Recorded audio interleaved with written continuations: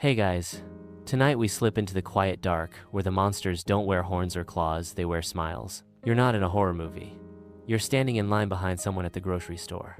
You wave at your neighbor, you trust your doctor, you go on a date. And somewhere in that mix is a person who's ended lives, many lives. They shake your hand, and behind that firm grip, a mind planning unspeakable things. Serial killers are the stuff of our darkest fascinations. They're not just killers, they're predators who make killing a pattern, a ritual.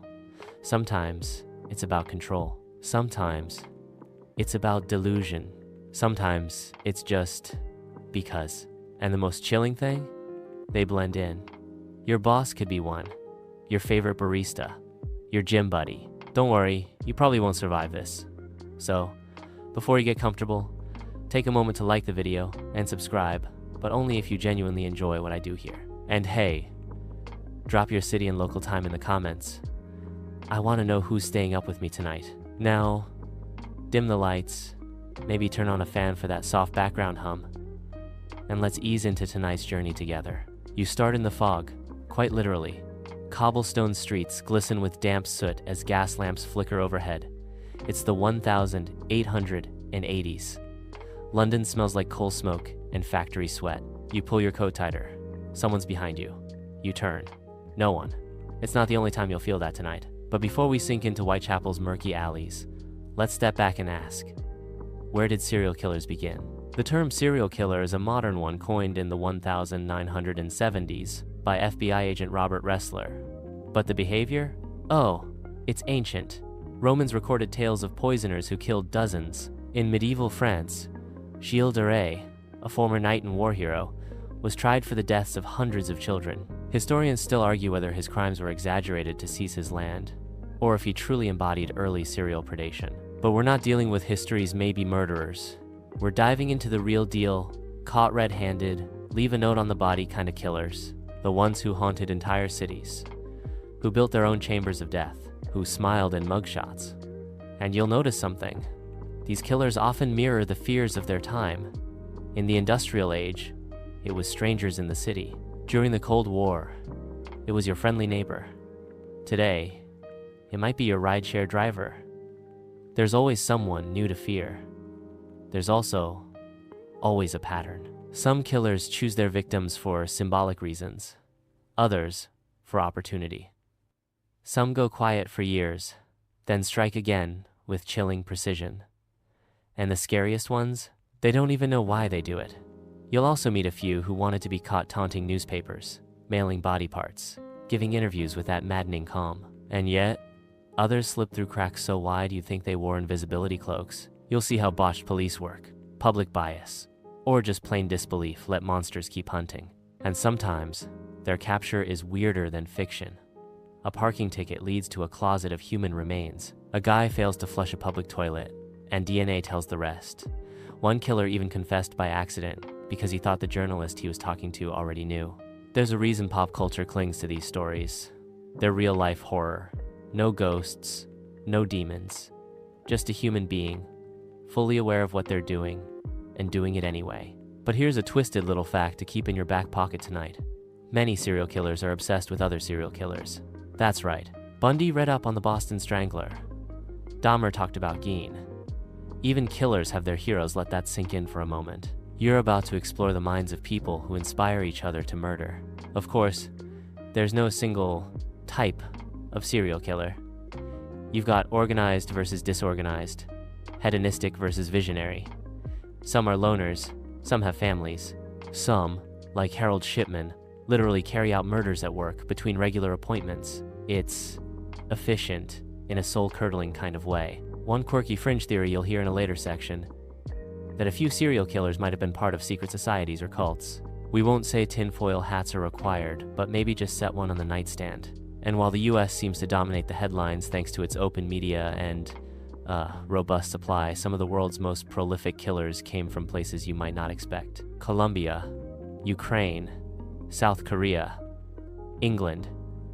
You'll travel far tonight. Still with me? You're brave. Or deeply curious.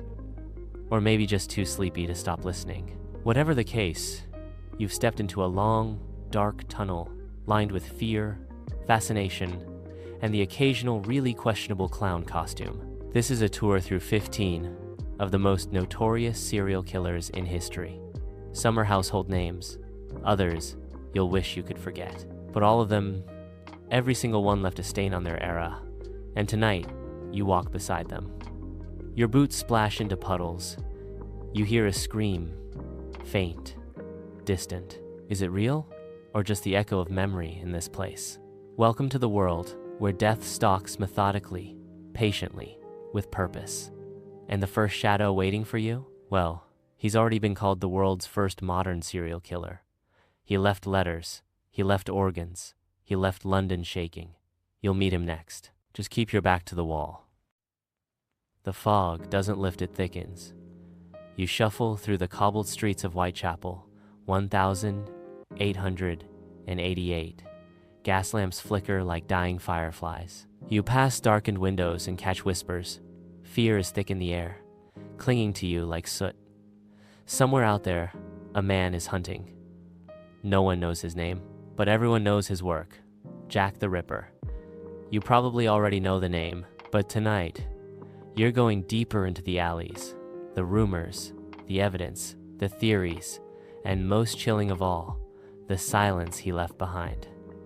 The Ripper isn't just a murderer, he's a legend built in blood. The first body appears in the early hours of August 31st, 1888.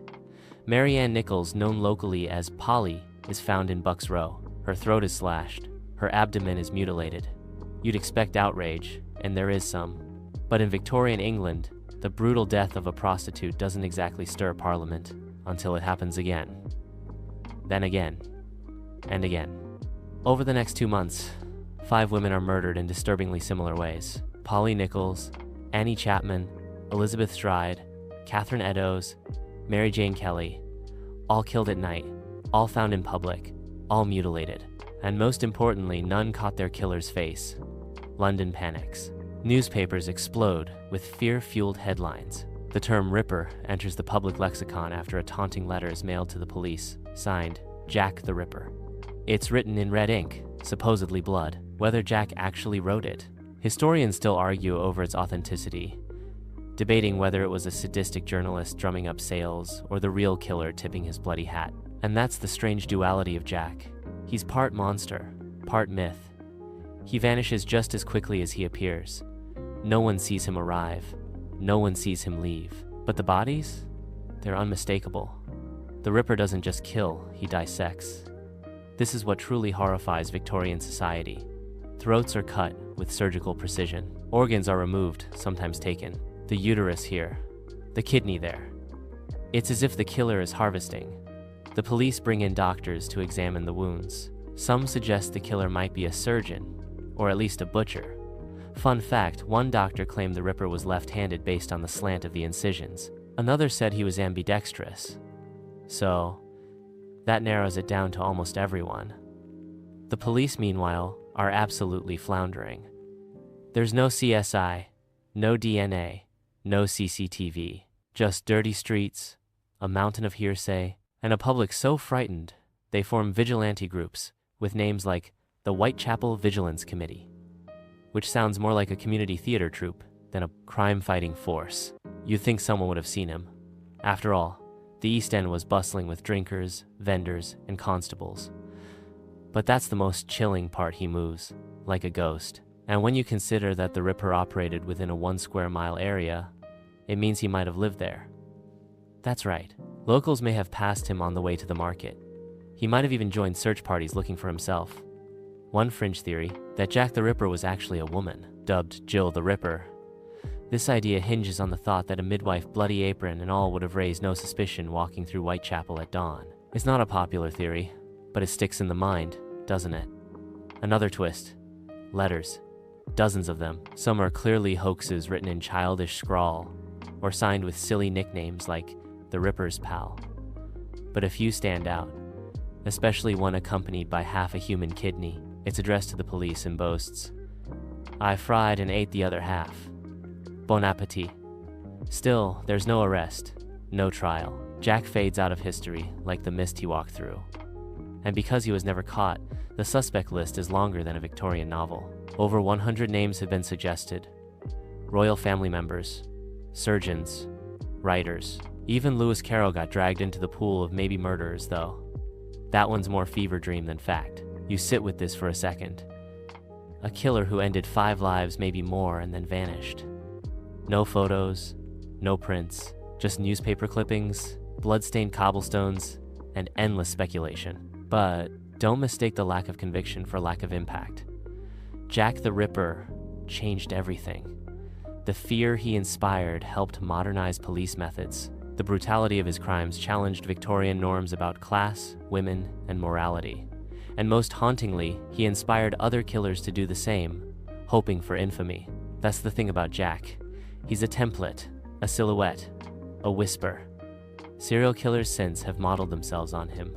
From his precision to his showmanship, Jack gave the modern killer a playbook, then walked off stage without a curtain call. And today, people still walk those Whitechapel streets. You can take Ripper tours, visit murder sites, stand where Mary Kelly's body was found, in what some say was the most gruesome scene in British crime history. Every tour guide has a different theory. Every alley feels like it remembers. Some even claim to hear whispers. One more thing, remember the canonical 5 victims? Some modern researchers believe there were actually more, or fewer. That 1 or 2 of the murders may have been by copycats. Historians still debate how many victims Jack really had, but it hardly matters. The Ripper's legend doesn't rely on body count. It thrives on mystery. And mystery, as you'll see, is one thing serial killers often leave behind more than motive, more than clues, more than regret. So you walk on, boots splashing quietly. The fog feels heavier. London's night deepens, and the first modern serial killer drifts back into the shadows. But across the Atlantic, another man is preparing a very different kind of trap. He's building it himself, brick by brick, and his castle has no moat but plenty of ways in. The year is 1893. You're in Chicago, but not the one you know. This is the Gilded Age booming industry, rising towers, and behind it all, the world's Columbian Exposition, celebrating 400 years since Columbus landed. The White City gleams with electric lights and neoclassical domes. Millions flood the fairgrounds, marveling at the new, the modern, the marvelous. But just a few blocks south of all that wonder, you step into something else entirely. A darker marvel. A building nicknamed by later historians as the Murder Castle. Welcome to the world of H.H. Holmes.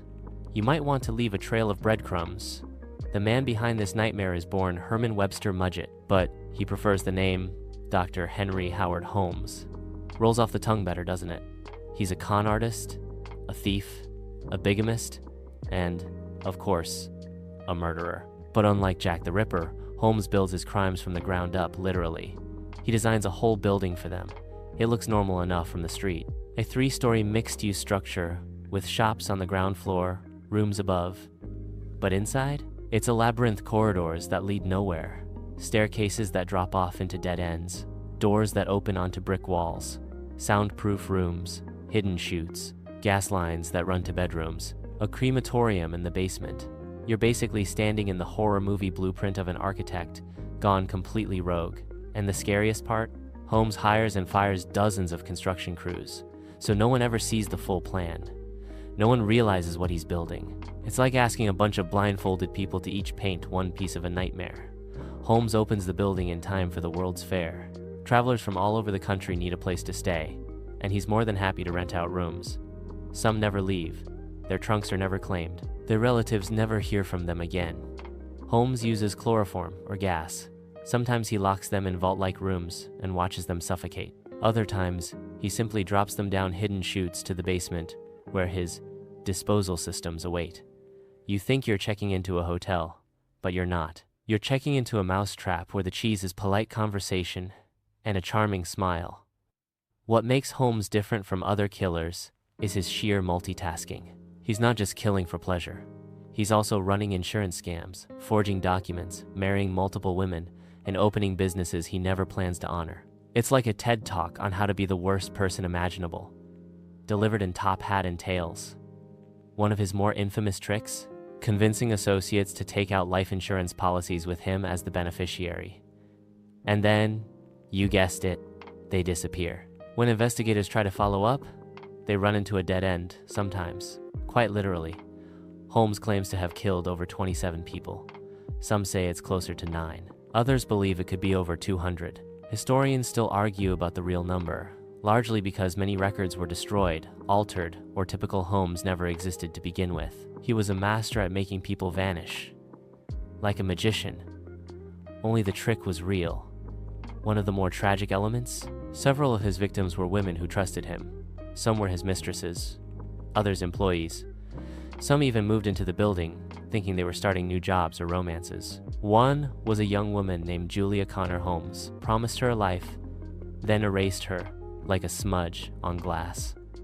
And yet, Holmes wasn't some drooling maniac. He was intelligent, suave, dressed immaculately, spoke with a calm tone. The kind of guy you'd maybe trust with your apartment keys while you're out of town. He was, in many ways, America's answer to Jack the Ripper, except he didn't disappear. He overreached. Holmes' downfall came, ironically, from the thing he used to get rich: insurance fraud. He tried one last scam involving the fake death of a business partner named Benjamin Pitezel. But instead of faking it, Holmes killed him for real, then later murdered 3 of Pitezel's children. The trail caught up to him fast after that. He was finally arrested in 1894, not in Chicago, but in Boston. And when investigators returned to his hotel, they discovered its secrets: the false walls, the quicklime pits, the vats of acid. It wasn't just a crime scene. It was a blueprint of premeditated madness. Holmes went to trial, and though his confessions were inconsistent and sometimes outright showy, he once claimed he was possessed by Satan. He was ultimately found guilty and hanged in 1896. Here's a quirky fringe tidbit for your nightmare folder. Holmes requested to be buried in cement encased. Actually, so grave robbers couldn't dissect him the way he had others. You could say he had a taste for irony, or just didn't want anyone to pull a Holmes on Holmes. You're probably wondering, could someone really build a house like that and go undetected today? With permits and inspections and nosy neighbors? Probably not. But that's what makes this story so haunting. Holmes built a killing machine disguised as a business, and no one questioned it. Today, the murder castle is long gone. It was torn down in the 1930s. A post office stands in its place. And yes, some employees have reported hearing unexplained noises in the basement. Footsteps, doors closing, whispers. But hey, it's probably just male ghosts. You take a deep breath and step out of that labyrinth. But don't get too comfortable, because over in Germany, another killer is warming up. And unlike Holmes, who built traps and manipulated trust, this next one, he thrives in the act itself. And he doesn't hide in hotels. He walks the streets at night, smiling. The streets are quieter here, more cautious, more fractured. It's post-World War I Germany. The air smells of coal and rust, the economy's crumbling, and the people are ragged from the weight of defeat and hyperinflation. You're in Dusseldorf, walking down a narrow street where even the moonlight feels nervous. This is where you meet Peter Curtin. You might want to keep moving. Slowly. Don't look back. He's not as well known in pop culture as Bundy or Dahmer, but in terms of raw cruelty, Curtin earns his own page in the darkest chapters of history, dubbed the Vampire of Dusseldorf. Curtin wasn't just a murderer, he was a sadist, a confessed necrophile, and a man who claimed he experienced physical pleasure from the suffering of others. You feel that knot in your stomach tighten. Let's rewind. Peter Curtin is born in 1883, the eldest of 13 children in a violently abusive home. His father is a brutal alcoholic who beats his wife and children, and who is later imprisoned for sexually abusing Curtin's sister. That's the foundation. Not an excuse, just context. You watch a child grow up surrounded by cruelty, isolation, and unchecked trauma. And slowly, you realize he didn't just endure the violence, he absorbed it. By his teens, Curtin is already torturing animals, often seen as an early warning sign in serial killers. But Curtin doesn't stop there. He graduates to attempted murders by his early 20s, and he cycles through petty crimes, prison stints, and most notably, a growing obsession with blood. Here's where the nickname comes in. Curtin once claimed he derived intense excitement from watching blood flow, so much so that some early reports said he drank it. Whether that's true or media exaggeration, historians still argue, but the name vampire stuck, and his crimes only fed it. In 1929, the real spree begins. You're now tracing a string of brutal attacks. Victims range in age from toddlers to adults. Some are strangled, others stabbed dozens of times. Curtin uses scissors, hammers, even a file. His methods vary, his targets shift, but one thing is consistent. He returns to the crime scene. He watches the chaos, reads the newspapers, sits at cafes and listens to people talk about him. He doesn't want to hide. He wants to be known, and he loves the fear. One particularly chilling incident involves a 5-year-old girl. Curtin strangles her, then sets her body on fire. Another time, he attacks a woman with a hammer, leaves her bleeding, then calmly walks away and goes home to his wife. The brutality is clinical, choreographed, emotionless. Except, it isn't emotionless to him. Curtin later admits that each act gave him an intense psychological and physical rush. That's the scariest part. He doesn't kill to cover up a crime or out of anger. He kills because it brings him joy. You can't explain that kind of evil. You can only try to survive it. Now, here's the twist. During the peak of his spree, Düsseldorf police are overwhelmed. The city is gripped by paranoia. People avoid the streets at night. Newspapers call him a demon. And yet, Curtin walks freely among them. Like Jack the Ripper, he watches the chaos he created. But unlike Jack, Curtin doesn't stay silent. He starts writing letters, anonymous ones, describing the crimes in detail, taunting the police. And then, in a turn worthy of a psychological thriller, he starts slipping up. The woman who would eventually lead to his arrest? Maria Budlik. She escapes a violent encounter and later goes to the police. At first, she gives a vague account, but eventually, through her story and a few chance coincidences, detectives start to piece together Curtin's patterns. His wife, who begins to suspect something, ultimately confronts him, and in a final bizarre twist, he confesses to her himself. Why? Because he wants the reward money for his capture to go to her. Let that sink in.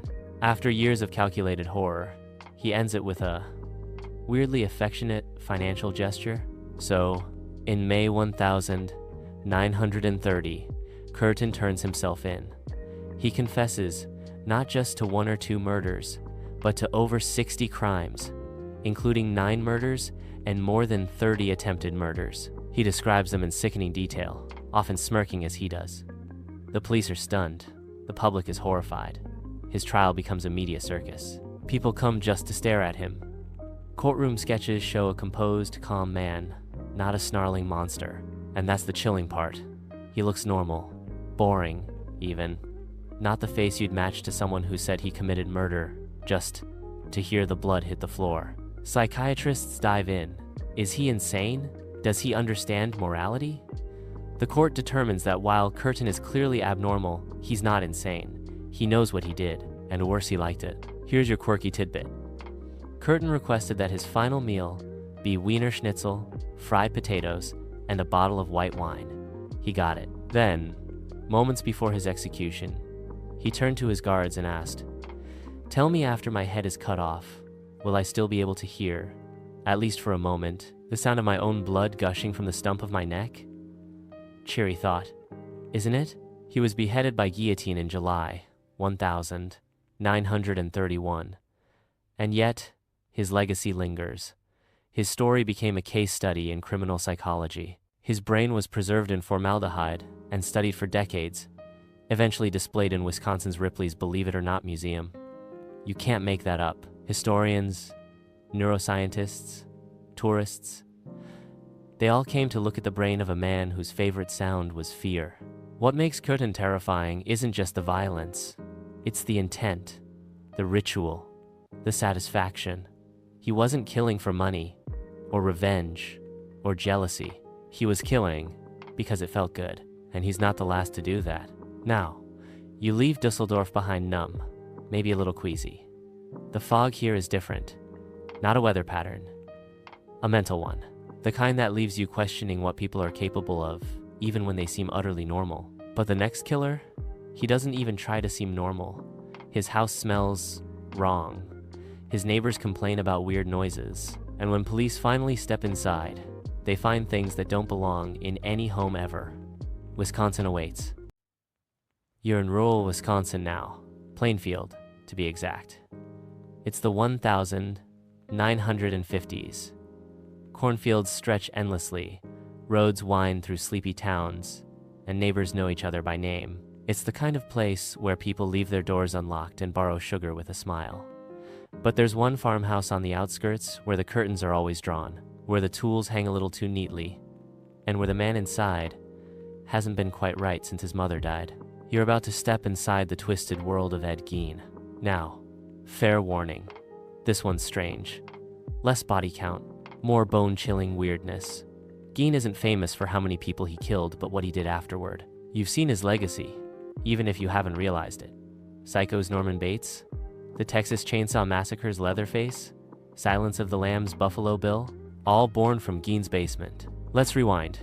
Edward Theodore Gein was born in 1906 to a deeply religious mother and an alcoholic father. His mother, Augusta, raised him and his older brother to believe that women, aside from herself, were wicked and sinful. She controlled their lives, quoting scripture between servings of scorn. No dating, no friends, just farm work, isolation, and sermons on damnation. It's not exactly a childhood dream board. By the time Ed is an adult, both parents and his brother are gone.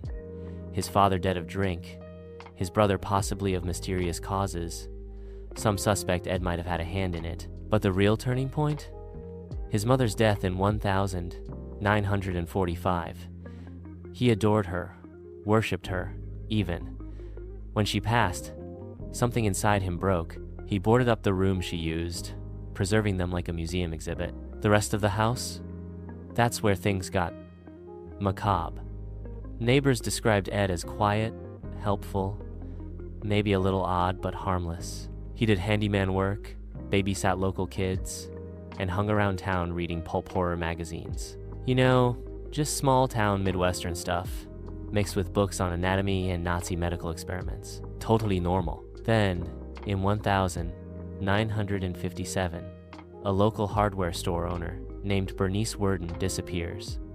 Her store is empty. A trail of blood leads out the back door. The last name in her receipt book? Ed Gein. Police visit his farmhouse, expecting a simple search. What they find instead becomes the stuff of legend. Inside the house, human bones turned into furniture, skulls on bedposts, a wastebasket made of skin, a belt stitched from nipples, a box of preserved noses, bowls crafted from skull caps, and hanging from a ceiling beam Bernice Worden, gutted like a deer. You pose. You breathe. But there's more. They find a woman's suit, carefully stitched from actual human skin. Gein admitted he wanted to become his mother, or at least wear her, in some strange approximation of reunion. He exhumed corpses from local graves, specifically women who resembled Augusta, and used parts of their bodies for trophies, tools, and yes, outfits. Here's your quirky tidbit. Gein kept a mammary vest, a torso of skin, complete with breasts, that he could wear at night. And he did, sometimes with leggings of human skin to match. The official body count? 2 confirmed murders, Bernice Worden and a tavern owner named Mary Hogan, who vanished 3 years earlier. But Gein never denied grave robbing. In fact, he was almost proud of his ability to resurrect his ideal family by sewing one together. The town of Plainfield understandably freaked out. People stopped visiting cemeteries, families moved, and to this day, Gein's name is said with a shiver, even in whispers. Now, here's where it gets weird, even weirder. Ed Gein wasn't a violent man in the traditional sense. He didn't stalk strangers or leave taunting letters. He wasn't a sadist like Curtin. His crimes were deeply personal, almost ritualistic. Psychologists called him schizophrenic, with a severe attachment disorder. He was ruled legally insane and committed to a mental institution, where he remained until his death in 1984. And yet, despite his quiet confinement, Gein became one of the most culturally influential killers in history. He shifted the horror genre. He introduced the killer next door archetype, and he proved that you don't need a high body count to become a boogeyman. His house burned down before it could become a tourist attraction. No one knows who did it. Maybe the townspeople. Maybe karma. Maybe the building just couldn't hold that much darkness anymore. His 1949 Ford, the one he used to transport bodies, was bought by a carnival operator and exhibited as a ghoul car. It drew massive crowds. People lined up just to sit in the same seat where corpses once rode, because nothing says date night like morbid curiosity. Historians still debate whether Ed Gein qualifies as a serial killer. Technically, no, he didn't meet the usual criteria. But in terms of cultural impact, he's ground zero. He cracked the idea that monsters are always obvious. Sometimes they wear flannel, sometimes they mow your lawn, sometimes they offer you a cup of tea with hands that once touched death. So now, you stand at the edge of the Gein property. It's gone now, flattened. Grass has grown back, but locals say the land still feels wrong, like it remembers. And as you walk away, you can't help but think about those horror movies. The killers, the masks, the basements, and how real one of them really was. But don't stop now. You've done small town America. It's time to head west to the Bay Area in the late 1960s, where the killer doesn't build traps or dress in skin, builds puzzles. And you're about to become part of one. You hear the hum of a distant highway. San Francisco Bay glitters like scattered coins under a low moon. The year is 1969. Psychedelic colors, flower children, and protests swirl in the air, but so does something colder. You're standing under a street lamp in Vallejo, California, where a parked car waits in a lover's lane. Inside, 2 teenagers. Outside, a man with a gun and a plan. You're about to meet the Zodiac Killer. No skin suits, no secret castles, just a man who murders, then mails the police to brag about it. You're not dealing with a killer who wants to disappear. You're dealing with one who demands to be seen, but only in the way he chooses. The first recognized Zodiac murders happen on December 21,968. A teenage couple is shot while parked in their car near Lake Herman Road. No motive, no suspect, no witnesses. Police think it's a random act, until it happens again. July 4th, 1969. Another couple attacked in similar circumstances, this time near Blue Rock Springs. The man survives. The woman doesn't. Less than an hour later, police receive a phone call from a man claiming responsibility. He also points them to the location of the crime. Same killer, new voice.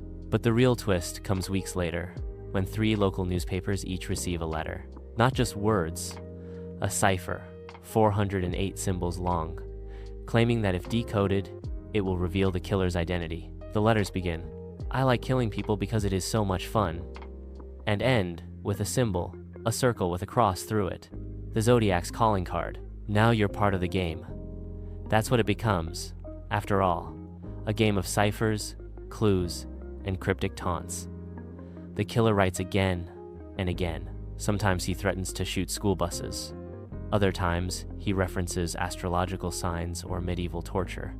It's part riddle, part manifesto, part performance art. He signs each letter with that same symbol. Over time, he begins calling himself Zodiac, like he's naming a brand. A week after the first cipher hits the press, a couple from Salinas school teachers solve it. Sort of. It reads like a twisted fantasy, about collecting slaves for the afterlife, about the thrill of killing, about control. But his name? It's not in the code.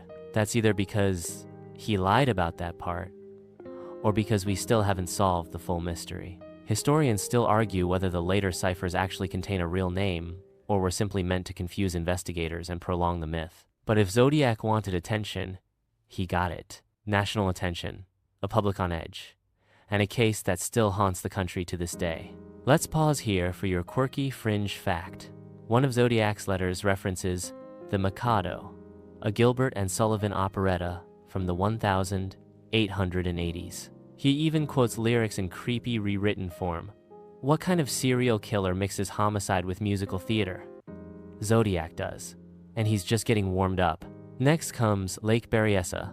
Two college students are relaxing near the lake.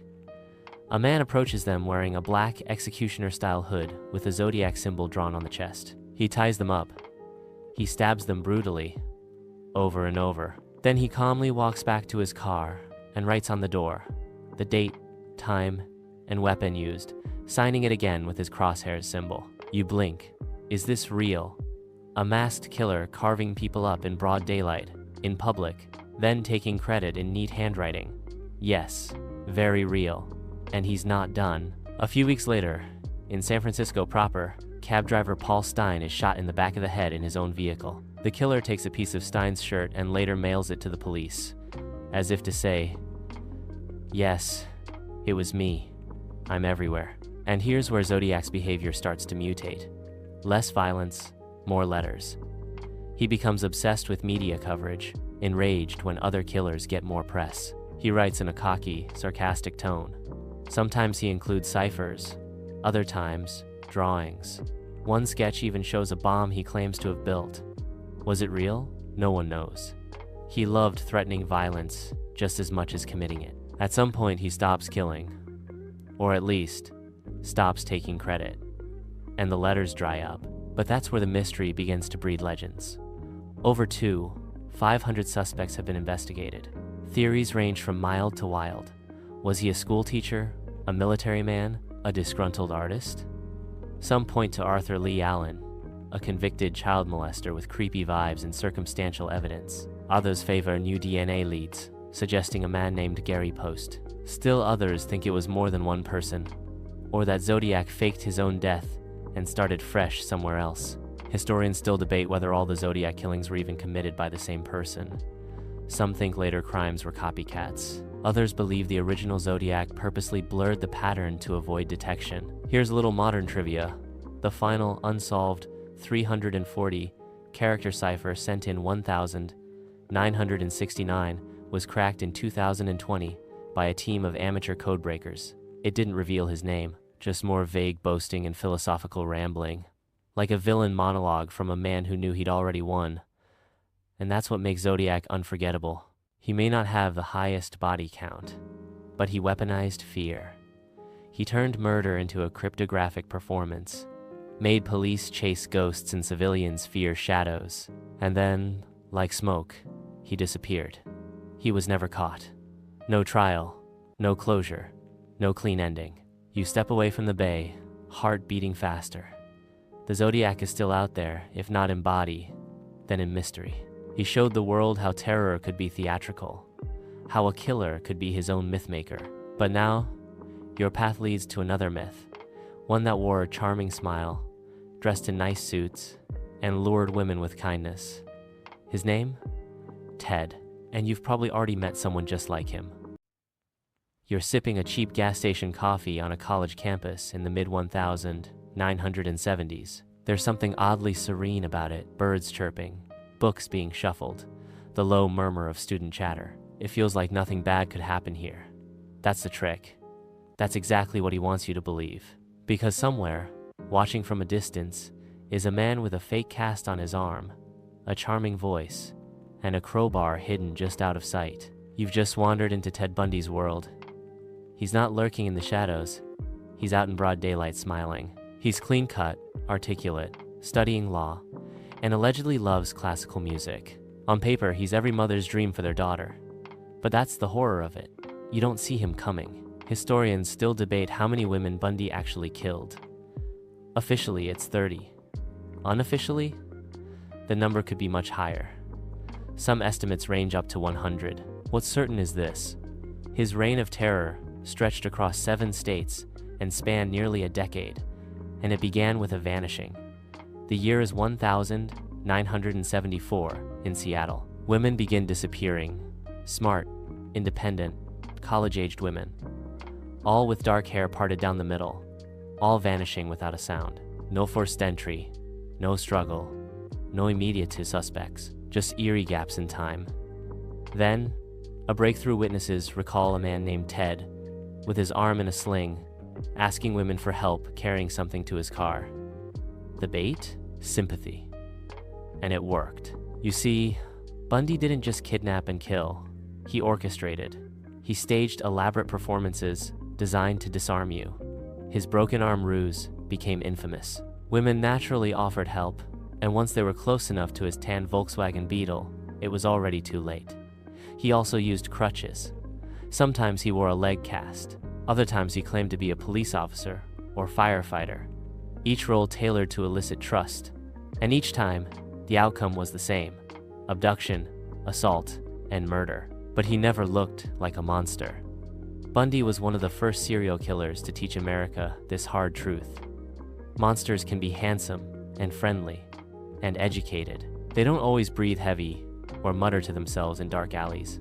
Sometimes they smile and quote Shakespeare. After the string of disappearances in Washington and Oregon, the trail goes cold until it explodes again in Utah and Colorado.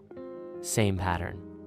Women vanish from public places, a ski resort, a university hallway, a shopping mall. Police start connecting the dots, but Bundy doesn't stop. He gets bolder. In January 1975, he abducts 23-year-old Karen Campbell from a hotel in Snowmass, Colorado. Her body is later found in the mountains, bludgeoned. Yet the authorities are closing in. In August 1975, Bundy is pulled over for a routine traffic stop in Utah. The police find suspicious items in his car: rope, handcuffs, ski mask, and an ice pick. Not exactly your average road trip kit. He's arrested, but escapes once, then again. That's right, twice. During his second escape in 1977, he leaps from a courthouse library window and vanishes into the Colorado wilderness. When he resurfaces, he's all the way in Florida. And then one of the most horrifying nights in American crime history. The Chi Omega sorority attacks at Florida State University in January 1978. Bundy breaks into the house and, in a span of minutes, assaults 4 women, killing 2. What's chilling is the randomness. These women didn't know him. They weren't lured. He simply slipped inside while they were sleeping, and no one heard a thing. The silence, the swiftness, is almost inhuman. Quirky fact? Bundy once worked at a suicide hotline. He sat beside future true crime author Anne Rule, who later wrote The Stranger Beside Me. She described him as kind, gentle, and someone she would have trusted with her own daughter. That's how deeply he hid the monster. Eventually, Bundy is caught again, this time for good. After a nationwide manhunt, he's arrested in Pensacola, Florida. This time, the evidence is overwhelming. Dental impressions, eyewitnesses, physical injuries. He finally faces trial. But the drama doesn't end there. Bundy acts as his own lawyer. Yes, you heard that right. He questions witnesses, addresses the court, and tries to spin a defense while sitting in a suit and tie. It's part theater, part narcissism. The courtroom becomes his final stage. In 1980, he's sentenced to death. But it takes nearly a decade for the sentence to be carried out. During that time, he gives interviews, dodges responsibility, then finally confesses. Not to all the crimes, just some, enough to make your stomach turn. Historians still argue whether Bundy's charm was natural or calculated. Some believe he was born a manipulator. Others think he honed his persona to mirror what society wanted in a young professional. Either way, it worked for a time. The morning of January 24, 1989. Outside Florida State Prison, people hold signs, chant, and light fireworks. Inside, Bundy is executed via electric chair. He's 42. And here's a strange little bookend. Right before his death, Bundy blamed pornography for his crimes, but many believe it was just another manipulation, one final attempt to redirect the narrative and gain sympathy. Classic Bundy. You take a breath. You're back on that college campus. But now, the trees seem darker, the paths lonelier. Bundy proved that even in the safest spaces, campuses, libraries, bedrooms, danger can take the form of a soft-spoken man in a sling. But if you think he was the scariest of them all, brace yourself. Because next comes a man who kept his victims for company, one who smiled while boiling flesh on his stovetop. You're about to meet the boy next door from Milwaukee, Jeffrey Dahmer. The fridge hums softly. It's late, You shuffle into your kitchen, half asleep, grab a drink without even looking inside the freezer. You do this every night without thinking. But tonight, let's flip the setting. You're in Milwaukee, Wisconsin. It's 1991. The freezer you just opened doesn't hold frozen peas or leftover pizza. It holds a human head. You've just stepped into the chilling world of Jeffrey Dahmer. He's not hiding in plain sight like Bundy. He's hiding behind locked apartment doors, in a life of crushing loneliness. No fake casts, no courtroom theatrics. Just an awkward man with large glasses, a quiet demeanor, and a need for control so disturbing, even seasoned police officers struggled to speak about what they found. It all begins in 1978. A teenage Dahmer picks up a hitchhiker, 18-year-old Stephen Hicks. They drink, talk, then Dahmer bludgeons him with a dumbbell. It's not just a murder, it's the first link in a chain of increasingly horrific acts. Dahmer doesn't stop at killing. He dismembers the body, dissolves parts in acid, and scatters the remains around his family home. All of this before his 19th birthday. And then, nothing. For nearly a decade. That's the part historians still argue over. Was he suppressing his urges during those years? Or were there more victims we just never found? The silence only deepens the horror. Dahmer resurfaces in 1987 with a second known murder. Then a third. Then a fourth. Each more brutal.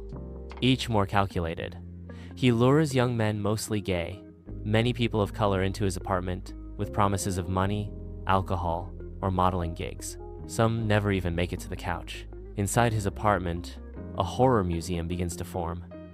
Polaroids of corpses, bleach, filled vats, dismembered limbs, and a severed head in the fridge. One officer who entered the scene later said, "It was like stepping into hell." Here's your quirky tidbit for the night. Dahmer once gave his neighbor a sandwich. That's not the quirky part.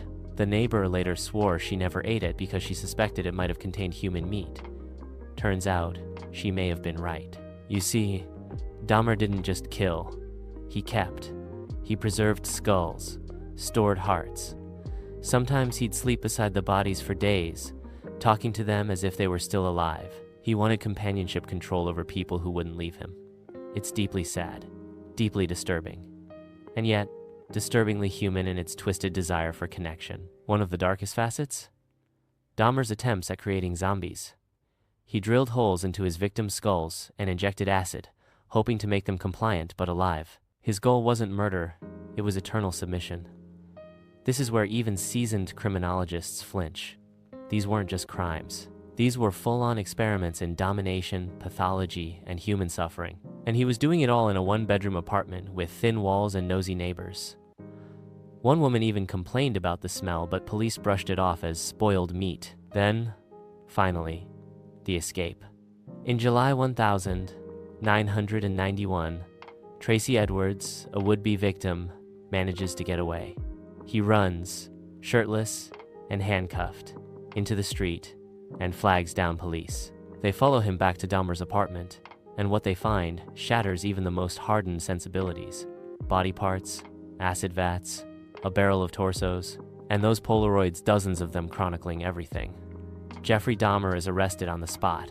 His confession is immediate, chilling, and disturbingly calm. He admits to everything: the killings, the necrophilia, the cannibalism. He speaks as though it's just another Tuesday. Historians still argue what shaped Dahmer. Was it a broken home? A lonely childhood? His struggles with sexuality in an era of silence and stigma? Or was he simply born different? There are no easy answers, just layers of tragedy. At trial, Dahmer pleads guilty, but insane. But the jury doesn't buy the insanity. He's sentenced to 15 life terms, 957 years in prison. He's sent to Columbia Correctional Institution in Portage, Wisconsin. There, he briefly becomes infamous all over again. Inmates write to him. Some idolize him. Others want him dead. He finds religion in prison, gets baptized, reads the Bible. Some call it redemption. Others call it performance. He even jokes that he deserves the death penalty, though Wisconsin doesn't have one. In November 1994, the story ends quickly and violently. Dahmer is beaten to death in the prison gym, with a metal bar by fellow inmate Christopher Scarver. Some say it was retribution, others, divine justice. Either way, Dahmer dies without ceremony. Here's one last eerie detail. In a final interview, Dahmer says he doesn't believe in an afterlife, that when he dies, he simply ceases to exist. No punishment, no hell, just nothing. But for the families of his victims, the pain never disappears. You lean back now, picturing that apartment, the yellowed fridge, the buzzing light, the shallow breath of a man slicing through silence with surgical precision. It's a space where the line between life and death blurred, then shattered. And yet Jeffrey Dahmer isn't the end of the story. Not even close. Because next, you'll meet a man who lured victims through personal ads, who wooed them with roses and dinners before revealing the monster beneath the charm. They called him the Casanova Killer. You called him lonely. He called it love. You're reading the newspaper, the classifieds, Lonely Hearts column, a few bland entries. Widowed gentleman seeks companion. Countryman enjoys quiet walks, home cooking. You smile, shake your head. But one ad stops you cold. It says, handsome businessman, successful and generous, seeks female companionship. Discreet, romantic, serious inquiries only. Sounds harmless, maybe even charming. Now imagine answering it and vanishing forever. Welcome to the twisted saga of Paul John Knowles, the so-called Casanova Killer. It's 1974, and America is falling hard for charismatic outlaws. The Zodiac Killer leaves taunting notes. Bundy's playing law student. But Knowles?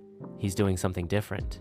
He's combining murder with seduction. Born in Florida in 1946, Paul John Knowles didn't have the start you'd call storybook. Raised poor, shuffled through foster homes, in and out of reform school. Historians still argue whether his criminal path was inevitable or if someone could have diverted him. Maybe if someone had loved him early enough.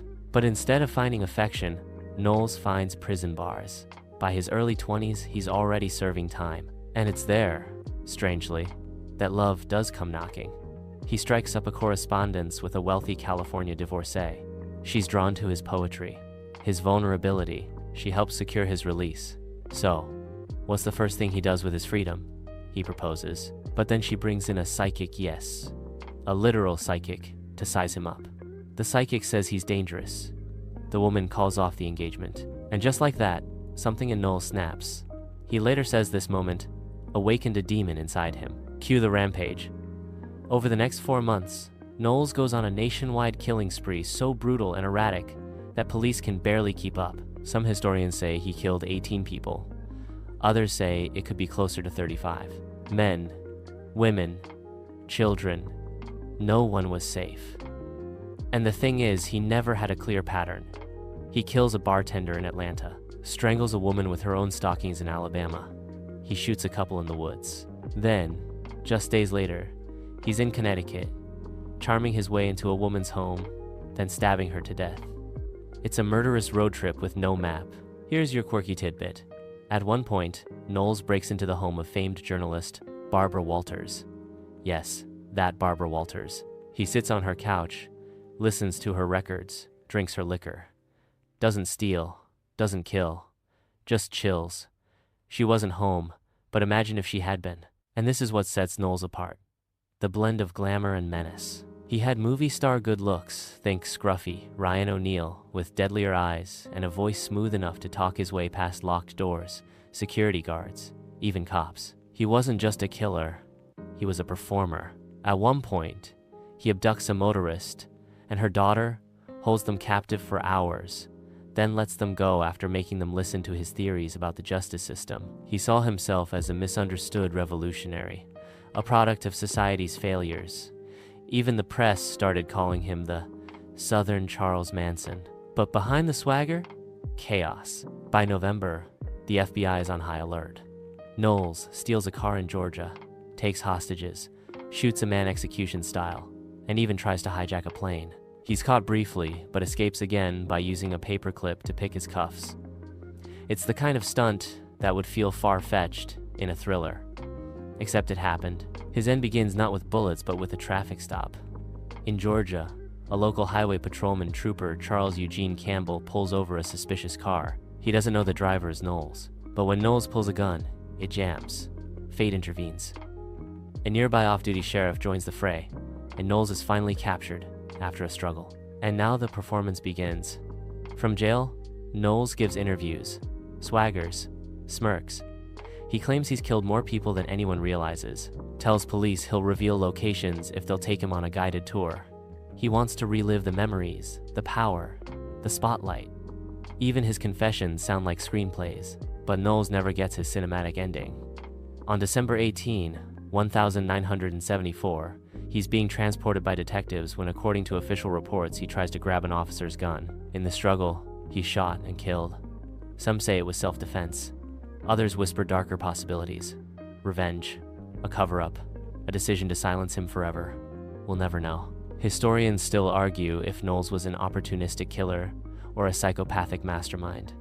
Was he driven by rejection, by ego, or did he simply love the idea of being feared? Here's what we do know. Paul John Knowles weaponized charm. He turned love into a lure, affection into a trap.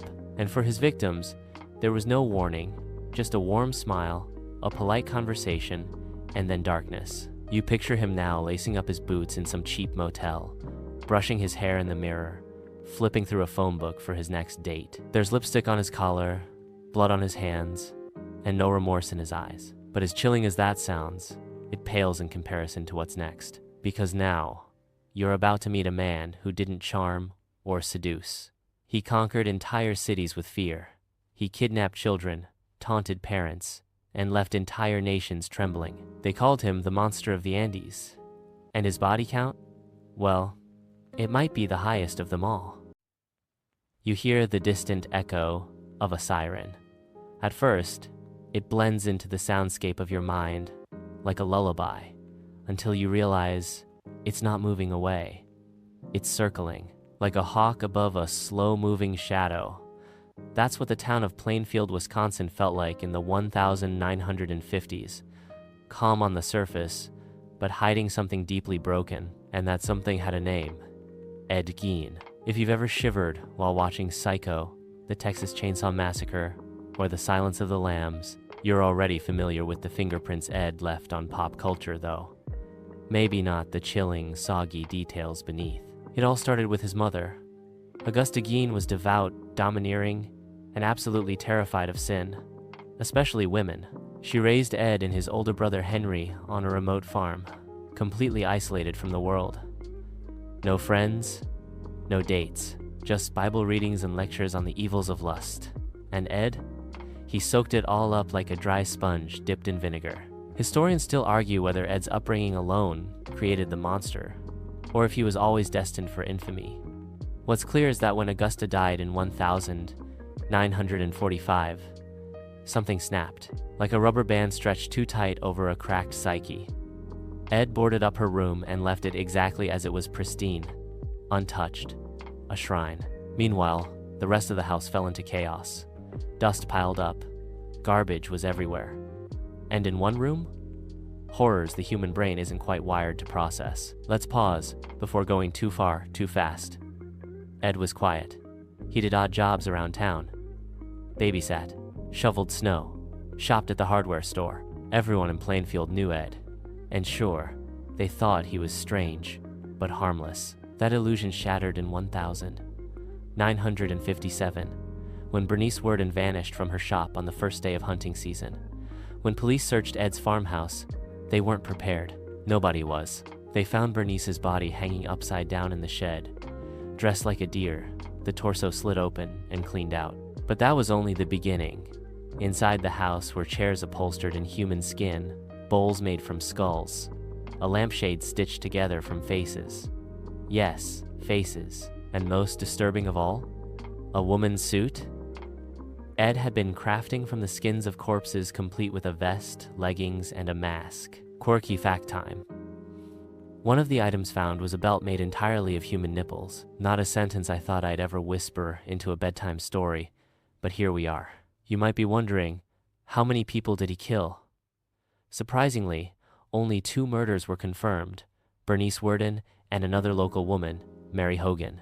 The rest of his grotesque collection? Dug up from nearby cemeteries. Ed admitted to grave robbing under moonlight, sometimes in a trance-like state. He said he wanted to become his mother to crawl back into her skin, so to speak. And he meant it almost literally. Some experts believe Ed suffered from a form of psychosis known as psychotic transvestism, though that term is outdated and highly debated today. He wasn't dressing as a woman for gender identity reasons. He was trying to resurrect Augusta, piece by piece. The town's reaction? Absolute disbelief. People who had chatted with Ed at the store, or let him babysit their kids, suddenly had to accept that he'd been sleeping beside bones and wearing corpses like pajamas. Overnight, Plainfield became a living ghost story. Reporters flooded in. Curious thrill seekers too. And Ed? He was utterly calm. He confessed with eerie detachment. No remorse, no rage, just a kind of blank curiosity. Like a kid, explaining why he pulled wings off a fly. He said he never meant to hurt anyone, which, coming from a man who taxidermied humans, feels like a bit of an undersell. He was declared legally insane and sent to a mental institution, where he lived out the rest of his life. He died in 1984, age 77, from respiratory failure. His grave in Plainfield Cemetery? Constantly vandalized. People chipped away at the headstone, stole pieces. Eventually, it was removed entirely. But Ed's real grave is in fiction. He inspired Norman Bates in Psycho, Leatherface in Texas Chainsaw Massacre, and Buffalo Bill in Silence of the Lambs. Each one took a slice of Ed's story, his mother complex, his human skin masks, his empty eyes, and spun them into modern mythology. It's strange, isn't it? How someone so deeply damaged, so isolated and shy, could leave such a massive cultural footprint. You'll find Ed Gein tattoos, podcasts, even songs. He went from lonely recluse to horror icon. Not by charm or charisma, but by sheer, stomach-churning infamy. And that leaves a bitter question. Was he a monster, or just broken beyond repair? Did his crimes reflect a mind rotted by grief and delusion, or something far more calculating? Even now, psychologists argue over his diagnosis. Schizophrenia? Psychosis?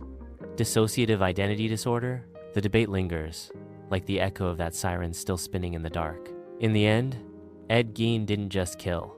He shattered the illusion that monsters are obvious, that you'd see one coming. Sometimes they're soft-spoken, sometimes they shovel your driveway, and sometimes they're just quiet enough to keep you guessing. Now let's switch gears. We're leaving the Midwest and heading to California, where cryptic letters, unsolved ciphers, and shadowy hooded figures await. The Zodiac Killer is calling, and he says he's been watching. It's late. You're driving a dark road, no music, just the hum of tires and the sound of your breath. Each bend in the pavement seems to hold a secret, like something just slipped out of view. You glance at the rearview mirror, even though no one's behind you. That quiet paranoia? That's his legacy.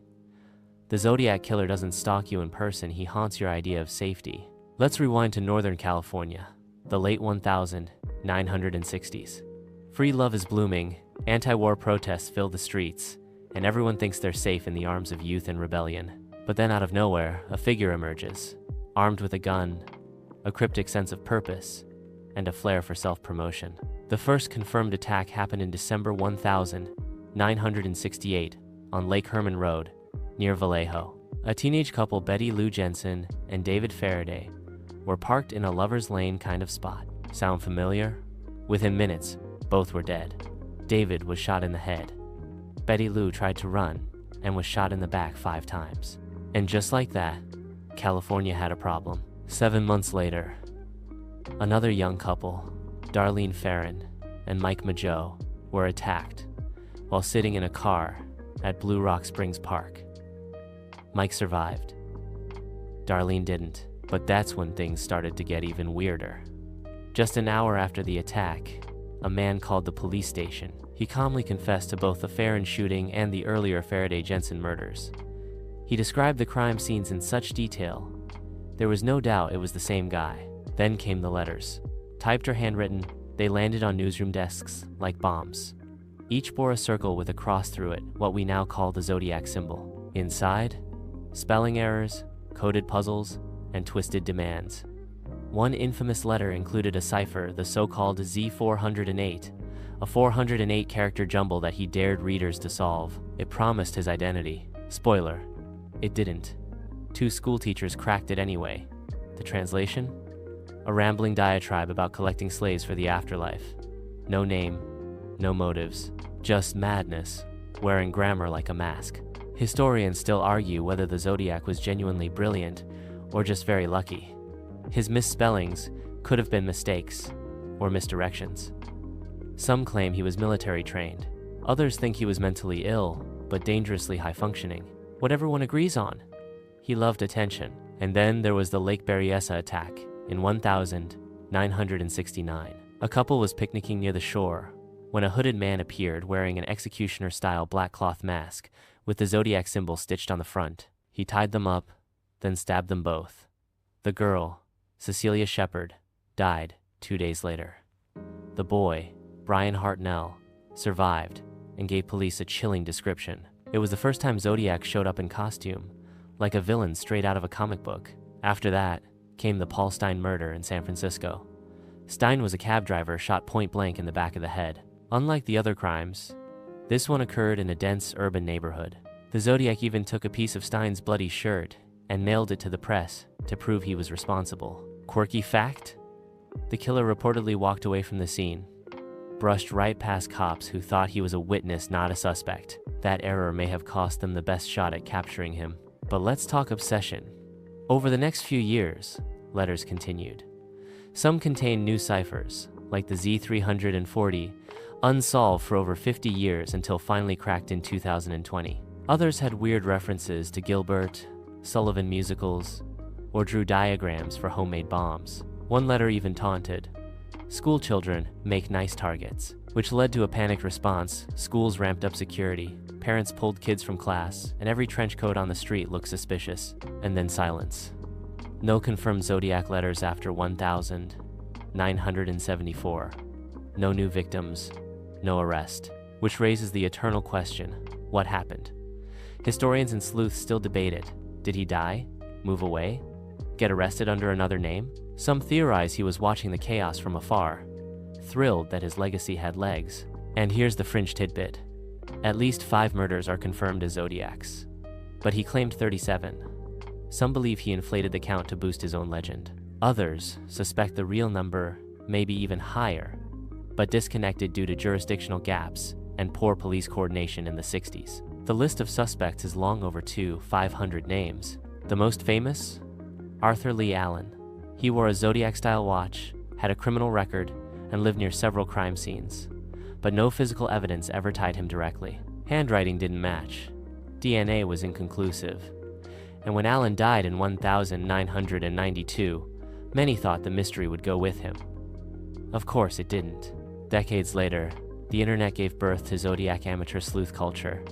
Reddit threads, YouTube deep dives, podcasts galore. People decoding, speculating, and arguing in comment sections as if they were chasing Bigfoot with better spelling. The Zodiac ciphers became memes. His taunts? T-shirts? There's even a fringe theory, yes, really, that Zodiac later reinvented himself as BTK, a totally different serial killer in Kansas. It's not widely accepted, but it shows how far people are willing to go to close the loop. And yet, the final truth still hangs out of reach. No fingerprints, no firm DNA, just letters, hints, darkness. That's his real power. Not the killings, but the silence he left behind. You never got closure. No trial, no mugshot, no handcuffs. Just a cipher in your head that never quite unscrambles. So you drive that dark road, glance in the mirror again, and wonder, what if he wasn't done? What if he's watching the documentaries with you? What if he likes them? In our next chapter, we'll veer away from mystery and step into something even grimmer. A killer who recorded his crimes, who turned his murders into trophies.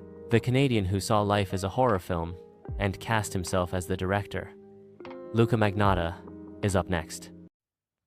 You're sitting in the driver's seat, windows down, cool night air brushing your face. Maybe there's music playing low on the radio. Nothing ominous, just soft rock, or maybe some classic Sinatra. The kind of night that makes you feel like the world's at peace. Then, headlights. Just behind you. Too close. They've been following for a while, haven't they? Welcome to Northern California in the late 1960s, where no one drives at night without glancing nervously in the mirror. You're entering the era of a faceless shadow who called himself the Zodiac Killer, and who may very well still be out there. This isn't just another serial killer tale. The Zodiac didn't hide in the shadows. He wrote letters, sent cryptic ciphers, called the police, teased the newspapers. He wanted you to know he was there, and that he was smarter than all of you. The nightmare began in 1968 on a lonely stretch of road near Vallejo. Two teens, Betty Lou Jensen and David Faraday, were out on a date. A few hours later, they were dead. Shot at point-blank range.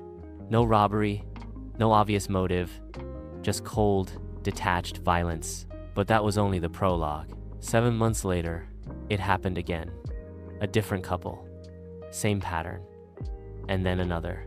Until, finally, a handwritten letter arrived at 3 different newspapers. Same day. Same text. The killer claimed responsibility for the murders and included a cipher. Yes, a literal cipher. Lines and blocks of strange symbols, almost like a twisted crossword puzzle cooked up by a lunatic. He dared the public to solve it. Said his name was hidden inside, and at the end he signed it with a bizarre circle cross symbol, like a gun sight or a target. People were hooked. Terrified, but hooked. Quirky fact. The first cipher, known as the 408, was actually cracked within a week by a high school teacher and his wife during breakfast. Casual. Inside, the Zodiac claimed he killed for fun and to collect slaves for the afterlife, which, even in California, is a little outside the wellness trend. The Zodiac played the media like a violin. Every few weeks, he'd send another letter, each more taunting than the last. He threatened school buses, said he'd blow up children, even mailed pieces of a victim's bloody shirt to prove he wasn't bluffing. And then, like a ghost walking backward into the fog, he'd disappear. For months, sometimes years. He was bold. He attacked couples in parked cars. He wore a full-body executioner hood at Lake Berryessa, complete with his logo on the chest, and stabbed 2 victims in broad daylight. He even called in one of his own crimes, using a payphone only blocks from the police station. The Zodiac's confirmed victim count is 5, but he claimed 37. Some detectives think it's more, others think it's less. And the rest? They're still tangled up in corkboards and red string in somebody's basement. Historians still argue whether all the Zodiac's claimed crimes can even be connected. Was he bluffing? Copycats? Or was this one twisted soul evolving with every kill? There's one letter in particular, the 340 cipher, that stumped everyone for over 50 years. Think about that. 50 years of codebreakers, hobbyists, and law enforcement specialists, trying to pry open the mind of a killer using nothing but symbols. It was finally solved in 2020, not by the FBI, but by a team of amateurs from the US, Australia, and Belgium, using computer algorithms. What did it say? Well, the Zodiac taunted the police again, mocked the idea of being afraid of the gas chamber, and casually mentioned he was not afraid because he already had enough slaves to work for him in the afterlife. Sleep tight. Despite decades of investigation, dozens of suspects, and thousands of tips, the Zodiac was never caught. The prime suspect for years was a man named Arthur Lee Allen, a loner with a shady past and a typewriter that almost matched but no concrete evidence ever nailed him. He died in 1992, still uncharged. And so the mystery lingers. Here's a quirky fringe tidbit.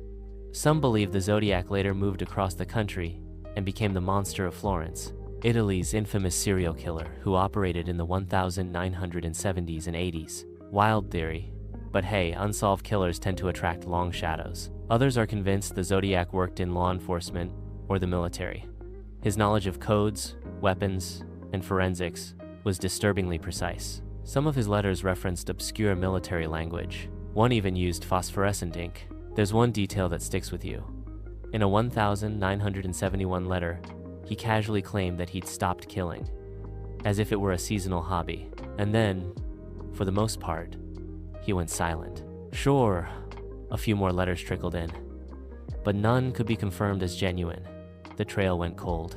And yet, in 2021, a group calling themselves the Case Breakers claimed to have identified the Zodiac as a man named Gary Francis Post, a military veteran who died in 2018.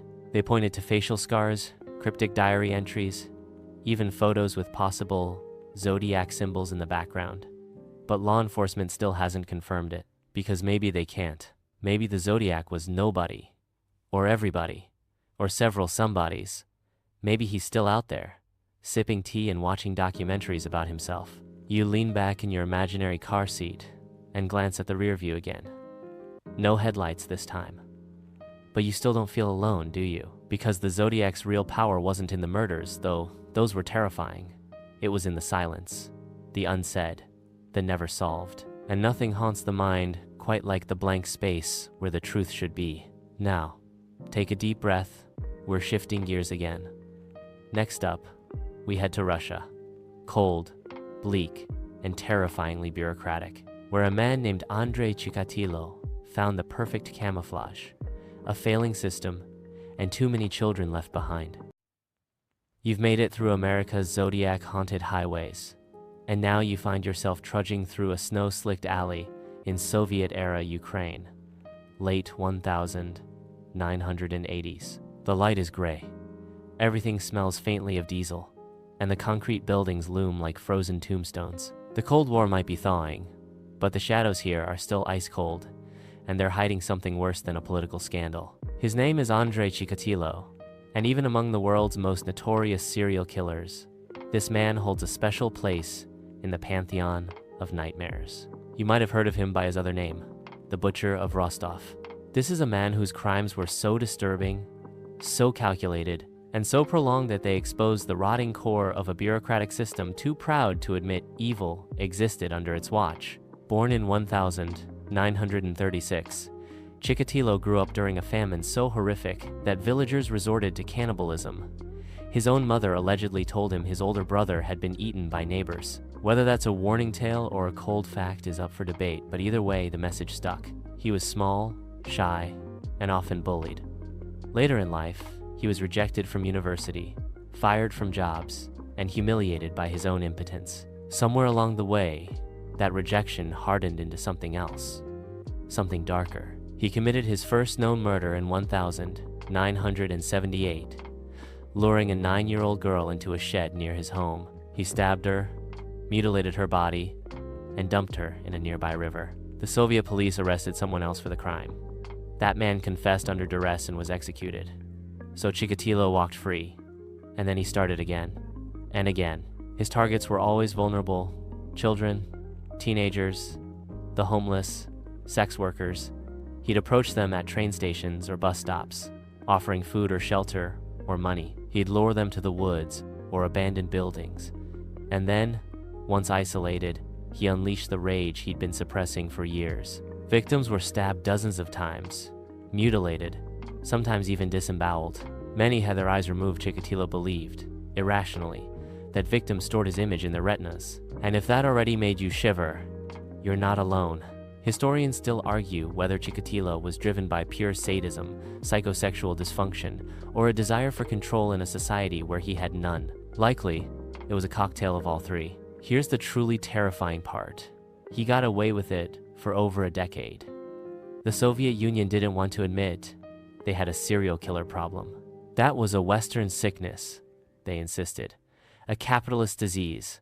So instead of warning the public, they buried the reports, covered up connections, even punished investigators for suggesting a pattern. By the mid-1980s, Chikatilo had killed at least 36 people, but the official tally remained hidden behind red tape and rigid ideology. In some cases, multiple innocent men were arrested and even executed for his crimes. The Soviet system simply couldn't afford to look wrong. Here's a quirky detail you won't see in most textbooks. Chikatilo worked as a supply clerk for a factory, which gave him access to rail passes and flexibility to travel across wide regions unnoticed. Imagine a traveling salesman of death, hopping trains with a briefcase and a bloodlust. But cracks started to show. In 1990, after years of mounting pressure, and a shift toward post-Soviet transparency, the authorities finally took a fresh look. They set up surveillance at train stations. One day, Chikatilo was spotted behaving suspiciously, approaching children and loitering in odd places. He was arrested on minor charges, and during questioning, he cracked. He confessed to 56 murders. The final confirmed count was 52. His 1,992 trial was a media circus. He sat inside a literal cage in the courtroom, snarling at journalists and flashing bizarre grins. At one point, he dropped his pants to prove his claimed impotence. Not exactly the vibe you want from your local ex-supply manager. His behavior was so erratic, so performative, that some claimed he was faking madness to avoid execution. Others believed he was genuinely insane. But in the end, it didn't matter. He was found guilty, sentenced to death, and in 1994, he was executed with a single bullet to the head, Soviet style. To this day, Chikatilo is a case study in everything that can go wrong when bureaucracy outranks humanity. Police rivalries, forced confessions, systemic denial, it all gave him cover. And he used it to hunt, again and again, across frozen train platforms and nameless forest trails. Even now, Russian psychologists still analyze his interviews. He was articulate, composed, disturbingly rational. He didn't see himself as evil, he saw himself as inevitable. And that's the part that haunts you. Because this wasn't someone hiding in the shadows. He was riding public trains, clocking into work, chatting with neighbors. His evil wore a perfectly average face. Remember how the Zodiac was all taunts and riddles? Chikatilo gave no such performance. He was methodical, practical, and utterly devoid of flair. He didn't want attention. He just wanted victims. And for over a decade, the state gave him room to roam. So now, with your boots soaked from this long walk through Soviet snow, you pause for breath. The cold has teeth here, the silence, depth. But your journey's not done yet, because now we return to the US, to another man with a mask, but this one preferred clowns to codes. Yes, it's time to meet John Wayne Gacy. And let's just say, you're going to rethink your childhood birthday parties. You're back in the suburbs of America now. The lawns are trimmed, the houses are tidy, and there's a faint scent of barbecue smoke drifting through the late summer air. It feels safe. It feels boring. But you know better by now, don't you? Because tonight, behind one of these garage doors, beneath a perfectly normal-looking home in Norwood Park, Illinois, lies the most sinister crawlspace in American history. You're about to meet John Wayne Gacy, the killer clown. Not a nickname you want to earn, and definitely not one you forget. From the outside, Gacy was the quintessential suburban guy. Born in 1942, he was a fast-talking, slightly overweight Midwesterner with a fondness for backyard parties and community involvement. He ran a construction company, volunteered for the local Democratic Party, and even dressed as a clown named Pogo for children's charity events. Yes, a real clown, complete with red nose, grease paint, and balloon animals. You might be tempted to chuckle, but don't, because beneath that painted smile was a man who lured at least 33 young men and boys to his house, killed them, and buried most of them in the crawlspace under his home. Let's rewind. Gacy's childhood was rough. He had an abusive father who called him weak and mocked his weight. In his teens, Gacy collapsed from a heart condition and was told he'd never play sports again. He compensated by becoming the funny guy, the people pleaser, always trying to prove his worth. As a young adult, he was married with kids and managing several KFC restaurants. Yes, fried chicken was a plot point in his life, but in 1968, he was convicted of sexually assaulting a teenage boy. He served just 18 months in prison and was released on parole in 1970. Historians still argue whether the leniency he received after that conviction set the stage for his killing spree. Many say it absolutely did. Gacy moved to Chicago and built a new life. He threw block parties. He became a precinct captain. He even had his picture taken with First Lady Rosalind Carter. And all the while, boys and young men, often drifters, runaways, or local teens needing work, began to vanish. His pattern was chillingly simple. He offered them a job, or promised weed, or flashed a fake police badge. Once inside his home, he'd sometimes perform a magic trick, the infamous handcuff routine where he'd convince his victim to let him restrain them just for fun. Then, once they were bound, the persona dropped. Gacy would become brutal, controlling, and unrecognizably cold. Victims were strangled, sometimes with a garrote, and hidden under the house. Some were also buried in the backyard or dumped in the Des Plaines River when the crawl space filled up. And still no one suspected him. That's the part that gnaws at you. He was visible. Not some shadowy drifter, not a recluse in a forest hut. He was Pogo, the clown. He was the guy who gave the best Halloween candy. He was normal. Except, he wasn't. By the mid-1970s, families began to whisper. Teen boys disappeared after saying they'd gone to work for some guy named John. A young man named Robert Piest vanished in 1978 after meeting Gacy for a potential construction job. That case finally spurred serious police attention. Investigators noticed Gacy's name kept popping up. They searched his house. The first time, they found odd things like driver's licenses, clothing too small for Gacy, and handcuffs, but no bodies. Still, suspicion mounted. A second warrant followed, and then the smell. Police noticed a horrific stench coming from the crawl space. A forensic team began digging and found skeletal remains. One, then another, then another. The house became a crime scene, a graveyard, and a symbol of suburbia's darkest possible secret. In total, 29 bodies were recovered from his crawl space and property. 4 others were found in nearby rivers. It was the largest known number of murder victims committed by one person on a single residential property in U.S. history. Here's a strange, unsettling tidbit. Gacy claimed he didn't remember many of the murders. During interviews, he often spoke about himself in the third person, as if Pogo did the killings, not John. Whether this was psychological distancing or cold manipulation is still debated. In court, he pleaded insanity, saying he had multiple personalities and wasn't responsible. But the jury wasn't buying it. He was convicted of 33 counts of murder and sentenced to death. For over a decade, he sat on death row at Menard Correctional Center. During that time, he took up painting. Many of his works featured clowns. Some even depicted himself as Pogo. The paintings were sold at auctions and remain morbid collector's items to this day. If you want to hang one on your wall, maybe reconsider. In 1994, he was executed by lethal injection. His final meal? Fried chicken, fried shrimp, French fries, strawberries, and Diet Coke. And, because history has a sense of irony, the execution didn't go smoothly. The IV line clogged, and the process took nearly 20 minutes, long enough for protesters outside to chant louder and louder. After his death, his house was demolished. The address was officially removed, and the lot now sits empty. Locals don't speak of it. No one wants to build there. And you sit back and realize how many masks this man wore. Father, businessman, party clown, and predator. Each one more convincing than the last. Gacy wasn't a shadow in the woods. He was the guy shaking your hand at the PTA meeting. So, how do you spot evil if it smiles back at you? Well, maybe you don't. And maybe that's what makes John Wayne Gacy one of the most terrifying serial killers in history. But stay with me, because we've got one last monster to face. And this one?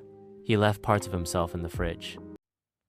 You inch open the final door now, heart a little heavier, your breath just a touch slower. You've been through darkness, charm, chaos, and cold calculation, but what comes next is something different altogether. Not the meticulous planner like Zodiac, not the manipulator like Gacy.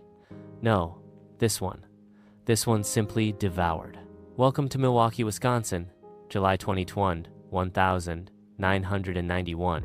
It's hot, muggy, and a young man named Tracy Edwards is running through the streets with a pair of handcuffs dangling from one wrist. He finds police officers. He tells them he just escaped from some creep who tried to kill him. They follow him back to an apartment on North 25th Street, room 213. That's where it all unravels. Inside, police find something that doesn't feel real. A Polaroid of a dismembered body, a human head in the fridge, bones in the closet, a 57-gallon drum of acid in the corner. It smells like death, but it looks like just a small, messy bachelor's apartment. And the man who answers the door? Jeffrey Lionel Dahmer. You may know the name. Pop culture definitely does. There are movies, documentaries, even Halloween costumes. But strip all that away, and you're left with something that still baffles the human mind. Because Jeffrey Dahmer didn't just kill, he kept. Born in 1960, Dahmer was awkward from the start. He dissected roadkill as a child and once stored animal bones in his yard, claiming he liked the sound they made. He was isolated, bullied, and deeply withdrawn. But historians still argue whether this was the result of psychological damage or something more chemical. His mother struggled with her mental health. His father introduced him to taxidermy. All the ingredients were there, simmering. Dahmer committed his first murder at age 18, just weeks after graduating high school. He picked up a hitchhiker, brought him home for a drink, and when the man tried to leave, Dahmer bludgeoned him with a dumbbell. He buried the body in the backyard and tried to live a normal life. He didn't kill again for almost a decade. But then, the spiral began. Throughout the late 1980s and early 90s, Dahmer lured young men, mostly gay men of color, back to his apartment. His method? A simple offer: money for modeling or drinks and company. Once inside, he drugged them. And from there, things veered into territory most can't even process. He killed them, yes. But he also posed their bodies, photographed them, dismembered them, pressa les skulls, kept trophies. In several cases, he attempted crude zombie experiments, drilling into their skulls and pouring in boiling water or acid, hoping to create living sex slaves. They died. And then, he ate parts of them. Dahmer later claimed this wasn't out of a hunger for flesh, but rather a need for connection. "I wanted to keep them with me," he said in interviews. A part of them, mainstream historians place Dahmer firmly within the most extreme class of killers. But fringe theorists often dwell on neurological speculation. Was he born with faulty empathy circuits? Or were his moral brakes eroded by trauma and isolation? Either way, the scale of his crimes was staggering. 17 young men and boys. That's how many victims he confessed to killing. The youngest was 14. Their disappearances, largely ignored by police, raised difficult questions later about systemic bias. Would more have been done if the victims had been white? That question still echoes. One of the most haunting facts? A 14-year-old boy, Konrak Synthesamphone, actually escaped Dahmer's apartment, once naked and bleeding. Neighbors called 911, but when police arrived, Dahmer convinced them that it was just a lover's quarrel. They handed the boy back over. He was murdered that night. That moment is forever seared into true crime history. And it's one of the reasons why the Dahmer case triggered not just horror but outrage. Outrage at missed chances, at systemic failure, at how someone could murder in plain sight, again and again. Dahmer's arrest and confession shocked the nation. He was polite, calm, almost shy. In court, he pled guilty but insane, admitting full responsibility. The jury didn't buy the insanity defense. He was sentenced to 15 life terms, the longest possible stretch. No death penalty in Wisconsin. While in prison, Dahmer claimed to have found religion. He was baptized. He said he was haunted by guilt and ready to accept punishment. But not everyone was ready to let him live out his days in a cell. In 1994, just 3 years into his sentence, Dahmer was beaten to death with a metal bar by another inmate, Christopher Scarver, while cleaning a bathroom. Some say Scarver believed Dahmer mocked his victims, arranging food to look like body parts. Others say it was divine vengeance. Historians debate whether prison officials failed to protect him or let it happen. Either way, Dahmer's end was brutal, almost poetic. A quiet man destroyed by another man's rage. Today, apartment 213 is gone, bulldozed. The lot remains empty. The neighborhood still tries to forget. But the case changed everything from how police handle missing persons to how mental illness and sexuality are discussed in public discourse. Here's a bizarre final tidbit. Dahmer once wrote to a pen pal about his favorite TV show growing up. It was The Wonderful World of Disney. Yeah, and now? You face the worst mankind has to offer. Killers who charmed, who stalked, who calculated and consumed. You followed blood trails through basements, attics, forests, and crawl spaces. And now, let's rest. You've made it, not just through this section, But through all of it, the whispers, the shadows, the gut-chilling realization that evil can smile and joke and live next door. You've walked through history's darkest corners, and still, here you are breathing a little slower, eyes a little wider. Let it go now. Let the images fade from your mind, like mist slipping through open fingers. No more basements, no more bone saws or clown makeup. Just you, the quiet room, and the soft hum of life continuing all around you. Focus on your breath, the gentle rise and fall, the way the air fills your lungs and escapes in a whisper. Inhale deeply, then release. Each time you exhale, let your body relax just a bit more. Shoulders soft, hands calm, jaw unclenched. Somewhere, far from here, the world spins on. But for now, you're safe. There's no one in the crawl space, no one in the shadows, just the hush of the night and the safety of knowing this is all behind you. Tomorrow, the sun rises. You'll stretch, sip coffee, maybe laugh with someone, and this little midnight journey will feel like a strange dream. So, go ahead, close your eyes. You've earned your rest. Sleep well. End of script. Sweet dreams.